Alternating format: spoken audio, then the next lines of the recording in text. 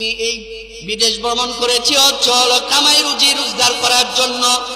তাই আমি সকাল 8টা থেকে 5টা পর্যন্ত আমি ডিউটি করেছি। আমার ভাইও সকাল 8টা থেকে 5টা পর্যন্ত ডিউটি করেছে। আমি মাঝে মাঝে সকাল 8টা থেকে 5টা পর্যন্ত ডিউটি করার পর 5টা থেকে আবার 9টা 10টা রাত 11টা 12টা পর্যন্ত ডিউটি করেছি। আমি যদি মাঝে শুক্রবার বন্ধর সময় আমি এই বাড়ি ওই বাড়ি বিভিন্ন জায়গায় বিভিন্ন ক্ষেত্রে কাজ করেছি। আউট ওভার টাইম আমরা কি করেছি, টাকা ইনকাম করেছি।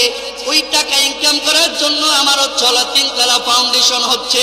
আর আমার ওই ভাই সকাল 8টা থেকে 5টা পর্যন্ত ডিউটি করেছে। ওভার টাইম করে নাই। ঠিক দুনিয়ার মধ্যে আমরা যেরকম ভাবে ওভার টাইম কইরা দুনিয়ার টাকা ইনকাম করি, ঠিক আল্লাহ তাআলা আমাদেরকে দুনিয়ার মধ্যে পাঠাইছেন সময়কে দাম দেওয়ার জন্য, সময়কে মূল্যবান সময়কে দাম দেওয়ার জন্য।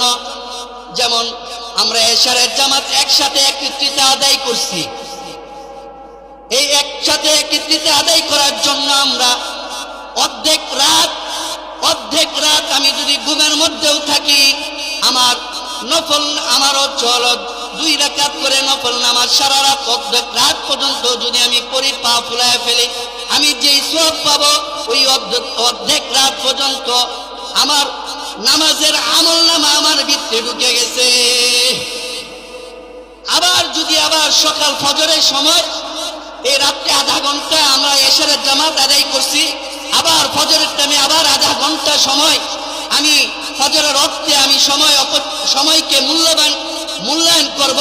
তাহলে সারা রাত তো এশারের জামাত আদায় আধা ঘন্টা, ফজরের জামাত আধা ঘন্টা, এই আধা ঘন্টা 1 ঘন্টা সময় দেওয়ার কারণে সারা রাত তো নফল নামাজ পড়িয়া আমি তাহাজ্জুদ পড়লে যে সওয়াব পাবো, ঠিক এই 1 ঘন্টা সময় দেওয়ার কারণে আমার আমল নামায় সেই সওয়াব আমার ভিতরে ঢুকে যাবে। এজন্য ওয়াল আসরি, সময়ের শপথ। সময় একটা মহামূল্যবান একটি সম্পদ। কেমনে বুঝাইলে আপনি বুঝবেন? এক ভদ্রলোক এক কবরস্থানের পাশ দিয়ে হেঁটে যাচ্ছে। কিসের পাশ দিয়ে হেঁটে যাচ্ছে? কবরস্থানের পাশ দিয়ে হেঁটে যাচ্ছে। আমরাও তো যাই, তাই না? আমরাও তো যাই। হঠাৎ করে কবরস্থানের পাশ দিয়ে গেলে আমাদের মাঝে কৌতূহল হয়, যদি আমরা কবর যদি ভাঙা দেখি। ঠিক ওই ভদ্রলোক কবরস্থানের পাশ দিয়ে হেঁটে যাচ্ছে, আর ওই ভদ্রলোক হঠাৎ একটি কবর ভাঙা দেখেছে, ফাটা দেখেছে, আর মনের মধ্যে কৌতূহল হলো এই কবরটা ভাঙা, আমি যে দেখি এই কবরওয়ালা কেমন আছে, হাড্ডি আছে না কয়লা হয়ে গেছে না মাটি হয়ে গিয়েছে। হঠাৎ কৌতূহল হলো, প্রশ্ন জাগলো, আর পথিক ভদ্রলোক ওই কবরের মধ্যে যে যখন উকি মারলো, 1 বিঘতের মতো ভাঙা, 1 বিঘত এবং 1 বিঘতের বেশি, কম বেশ হবে, সিরাতে কিতাবের মধ্যে আমি পড়েছি। তো ওই ব্যক্তি ভদ্রলোক যখন উকি মারলো, ওই কবরের মধ্যে যাওয়ার মধ্যে উকি মেরে দেখে কবরওয়ালা ব্যক্তি নামাজ আদায় করতেছে। বলেন না সুবহানাল্লাহ। ওই কবরওয়ালা ব্যক্তি যখন নামাজ আদায় করতেছে, মনের মধ্যে প্রত্যেক ভদ্রলোকের মনের মধ্যে আরো কৌতূহল জেগে গেল যে এই কবরের মধ্যে এই ব্যক্তি 1 বিঘত টাকা দিয়ে কেমনে ঢুকলো, আর এই কবরের মধ্যে ছোট্ট একটি জায়গার মধ্যে কেমনে কবরের ভিতরে নামাজ আদায় করতেছে।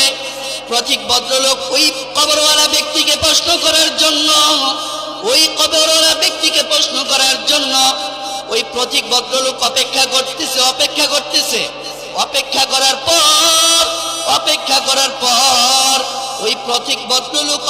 করার পর কবরওয়ালা ব্যক্তির নামাজ আদায় করতেছে। নামাজ আদায় শেষ করার পর তখন প্রত্যেক ভদ্রলোক কবরওয়ালা ব্যক্তিকে প্রশ্ন করলেন যে, ও ভাই, আপনি কবরের মধ্যে ঢুকলেন কিভাবে? আর এই কবরের মধ্যে ঢুকলেন, আবার এই কবরের মধ্যে আপনি নামাজ আদায় করতেছেন, দুনিয়ার মধ্যে কি আর কোনো জায়গা পাইলেন না? দুনিয়ার কত মাঠ খালি আছে, কত সুন্দর জায়গা আছে, কত সুন্দর মসজিদ আছে, আপনি এই কবরের ভিতরে ঢুকে নামাজ পড়তেছেন, আপনি এই কবরের মধ্যে ঢুকলেন কিভাবে? ওই প্রতীক ভদ্রলোককে কবরওয়ালা প্রশ্নের উত্তর দেয়, সবাই যেভাবে ঢুকে আমিও ঠিক সেভাবে ঢুকেছি। এই কবরের মধ্যে যেভাবে সবাই যেভাবে ঢুকে সেভাবে ঢুকেছি। আবার ওই পথিক ভদ্রলোক বুঝতে না পেরে আবার বললেন, ভাই আপনি ঢুকলেন কিভাবে? আরে ভাই সবাই যেভাবে ঢুকে আমিও তো সেভাবে ঢুকেছি। তার মানে ওই সবাই যেরকম একটি খাটের মধ্যে চার কোনায় চারজন যেরকম ভাবে কাঁধে নিয়ে জানাজা দিয়ে কবরের মধ্যে আমাদেরকে শোয়ায়, ঠিক আমি সেইভাবেই আমি শুয়েছি। আর শোয়ার পর আমি এখন নামাজ আদায় করতেছি। তো আপনি কিভাবে আপনি নামাজ আদায় করতেছেন? ওই ব্যক্তি যে আল্লাহওয়ালা ব্যক্তি সুবহানাল্লাহ যখন বললেন, ওই পথিক ভদ্রলোকও সুবহানাল্লাহ বলেছে। কি বলেছে? সুবহানাল্লাহ বলেছে। আপনারাও বলেন না একটু সুবহানাল্লাহ? তো ওই পথিক ভদ্রলোক বলতেছে যে আপনি এখানে এভাবে ঢুকেছেন, তাহলে নামাজ আদায় করতেছেন কিভাবে? ও দুনিয়ার মধ্যে আমি যখন ছিলাম, আমি দুনিয়ার অফিস করতাম আর ফজরের জামাত আদায় করতাম। ফজরের জামাত আদায় করার পর আমি ইশরাকের নামাজ পড়তাম। ইশরাকের নামাজ পড়ার পর আমি অফিস টাইমে যাইতাম। অফিসের মধ্যে যাওয়ার পর অফিসে কাজ করতাম আর বলতাম সুবহানাল্লাহ, আলহামদুলিল্লাহ, লা ইলাহা ইল্লাল্লাহু আল্লাহু আকবার, এরকম ভাবে তাসবিহ জপতাম। আর 5 মিনিট 10 মিনিট এরকম অবসর টাইম পাইলে আমি নামাজ পড়তাম। আবার যখন আমি আবার জোহরের সালাত আদায় করতাম, জোহরের সালাত আদায় করার পর আমি আসরের জন্য অপেক্ষা করতাম। আসরের নামাজ আদায় করার পর আমি মাগরিবের জন্য অপেক্ষা করতাম। মাগরিবের নামাজ আদায় করার পর আমি এশারের জামাতের জন্য অপেক্ষা করতাম। এশারের জামাত আদায় করার পর আবার কোন সময় আবার ফজর হবে, এই ফজরের চিন্তা আমার ঘুম আসতো না। আমার ঘুম না আসার কারণে আমি সালাতুত তাহাজ্জুদ পড়তাম। ঠিক এইভাবে আমার চলার পর আমি যখন দুনিয়ার মধ্যে ছিলাম, আমি আল্লাহর কাছে দোয়া করতাম, আল্লাহ ও গো আল্লাহ, দুনিয়ার মধ্যে আমি তৃপ্তি সহকারে আমি নামাজ আদায় করতে পারতেছি না। আমি দুনিয়ার মধ্যে আমি তৃপ্তি সহকারে নামাজ আদায় করতে পারতেছি না। যখন আমার মৃত্যু দিবা, ওই কবরের মধ্যে আমাকে নামাজ পড়ার তুমি আমাকে সুযোগ কইরা দিও। তো আল্লাহ তাআলা আমার এই কবরের মধ্যে নামাজ পড়ার সুযোগ কইরা দিয়েছে। বলেন না সুবহানাল্লাহ? ওই পথিক ভদ্রলোকও বলছে সুবহানাল্লাহ। পথিক ভদ্রলোক যখন বলছে সুবহানাল্লাহ, কবরওয়ালা ব্যক্তি বলে যে আমি এই কবরের মধ্যে 500 বছর আমি এইভাবে নামাজ আদায় করতেছি। ওই 500 বছর শুই না। ওই পথিক ভদ্রলোক আবার বলছে সুবহানাল্লাহ। তো পথিক কবরওয়ালা ব্যক্তি বলতেছে, তুমি এই পর্যন্ত 3 বার সুবহানাল্লাহ বলছো, আর এই সুবহানাল্লাহ, এই 3 সুবহানাল্লাহ আমাকে দিয়ে দাও, আর এই 500 বছরের নামাজগুলো তুমি নিয়ে যাও। পথিক ভদ্রলোক বলে, এটা আপনি কি করেন? পথিক ভদ্রলোক কি বলে, এটা আপনি কি বলেন? আমার এই 3 বার সুবহানাল্লাহ বলার এত দাম? আমি দেখতেছি জান্নাতের মধ্যে তুমি সুবহানাল্লাহ বলতেছো, আর গাছ জন্মাইতেছে। আমি কবরওয়ালা ব্যক্তি বলতেছে, আমি গাছ জন্মাইতেছে আমি দেখতেছি, আর তুমি আমার 500 বছরের নামাজ নিয়ে যাও। তো বলতেছে, আপনিও সুবহানাল্লাহ বলেন, আলহামদুলিল্লাহ বলেন। না, দুনিয়া হচ্ছে একটা পরীক্ষার হল থেকে আমি বের হয়ে পড়ছি। পরীক্ষার হল যতদিন পর্যন্ত ছিলাম ততদিন পর্যন্ত আমার নেকি লেখা হয়েছে। আর আমি 500 বছর ধরে আমি নামাজ আদায় করতেছি, আমি রোজা করি, আমি তাসবিহ পড়ি, জিকির করি। আমি পরীক্ষার হলের বাইরে চলে আসছি, এটা আমলনামার মধ্যে আমার আসবে না।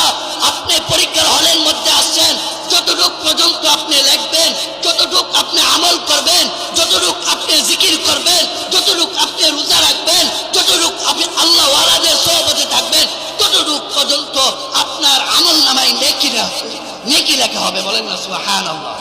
এজন্য আমরা পরীক্ষার হলের মধ্যে আছি ভাই। এই পরীক্ষা হল আমরা যতদিন থাকবো, আমরা কাজ করতেছি, কৃষি কাজ করতেছি, আমরা ধান লাগাচ্ছি, বলবো সুবহানাল্লাহ, আলহামদুলিল্লাহ, লা ইলাহা ইল্লাল্লাহু আল্লাহু আকবার। আমরা বিভিন্ন ক্ষেত্রে মাটি কাটতেছি, আমরা কূপ দিব আর বলবো আল্লাহু আকবার। আমরা সিঁড়িতে উঠবো আর বলবো আল্লাহু আকবার। উঁচু জায়গায় উঠবো, বলবো আল্লাহু আকবার। নিচু দিয়ে আমরা নামবো, বলবো সুবহানাল্লাহ। আমরা মসজিদে ঢুকবো, আমরা ডান পা দিয়ে ঢুকবো। মসজিদ থেকে বের হব, আমরা বাম পা দিয়ে বের হব। আমরা হচ্ছে হলো বাথরুমের মধ্যে প্রবেশ করব, বাম পা দিয়ে প্রবেশ করব। ওয়াশরুম থেকে বাথরুম থেকে বের হব ডান পা দিয়ে বের হব, এরকম একটি নবীর সুন্নত অনুযায়ী যদি আমরা আমল করতে পারি, আল্লাহ ওয়ালাদের সোহবতে থাকতে পারি, আল্লাহ ওয়ালাদের যদি জুতা ঠিক করার মতো ওনাদের থেকে যদি ইলমে নূর আমরা যদি তাসাউফ এরকম যদি আমরা নিতে পারি, আল্লাহ তাআলা আমাদের জন্য জান্নাতে যাওয়ার জন্য সহজ হয়ে যাবে। এজন্য আমরা আল্লাহ ওয়ালাদের সোহবতে থাকবো। এজন্য ভাই আমি হযরত মাওলানা মুফতি মুজিবুল হক মুরাদপুরি সাহেব, হযরত মাওলানা ইসমাইল হোসেন সিরাজি সাহেব এবং ভারতবর্ষ, ওনাকে আমার সারা ভারত উনি সফর করে বেড়ান। আপনারা আলহামদুলিল্লাহ ওনাকে সহজভাবে আপনারা পেয়ে গিয়েছেন। আলহামদুলিল্লাহ মোহাব্বত থাকার কারণে, আপনাদের এক ভাইয়ের সাথে মোহাব্বত থাকার কারণে সহজভাবে আপনারা পেয়ে গিয়েছেন। এরকম আল্লাহ ওয়ালাদেরকে আপনারা যদি কদর করতে চান, আল্লাহ ওয়ালাদেরকে আপনারা যদি কদর করতে চান, ও ভাই আল্লাহ ওয়ালাদের সাথে যদি কদর করতে চান, তাহলে আপনারা এই মাহফিলের ময়দানে চলে আসেন। আপনারা এই মাহফিলের ময়দান একটা জান্নাতের বাগান, এই মাহফিলের ময়দান একটা হচ্ছে হলো জান্নাতের একটা সামিয়ানা। তো আপনারা উলামায়ে কেরামকে সময় দেওয়ার জন্য, ওনাদের সোহবত নেওয়ার জন্য আমি বিশেষভাবে আপনাদের কাছে অনুরোধ করব।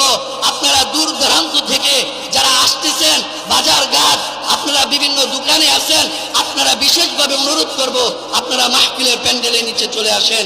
ওয়া আখিরু দাওয়ানা আলহামদুলিল্লাহি রাব্বিল আলামিন। আসসালামু আলাইকুম ওয়া রাহমাতুল্লাহি ওয়া বারাকাতুহু।